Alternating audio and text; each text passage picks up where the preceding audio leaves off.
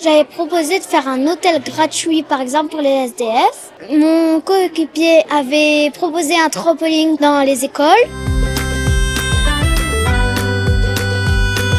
Ils se sont présentés en binôme, une fille, un garçon, en classe de CM1 et CM2, et ils ont remporté l'élection. Les 68 élus de la seconde cohorte du conseil municipal des enfants ont donc été installés dans leurs fonctions avec remise de l'écharpe tricolore en point d'or.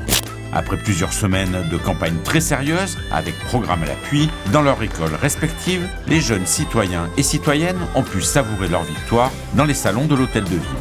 Et se présenter à une telle élection n'est jamais le fruit du hasard, mais toujours nourri par l'envie de s'investir dans sa vie. C'était pour faire des lignes de bus gratuites. Le lundi, mercredi et vendredi, je veux défendre les enfants qui sont harcelés dans les écoles. Et les premiers soutiens de nos jeunes élus sont bien entendu les parents. C'était déjà une démarche de sa part. Quand il m'a expliqué qu'ils avaient une équipe à monter, il y avait une vraie élection. On a trouvé que c'était très bien. Franchement, on est fiers et on se dit qu'à cet âge-là, c'est quand même bien de vouloir s'engager.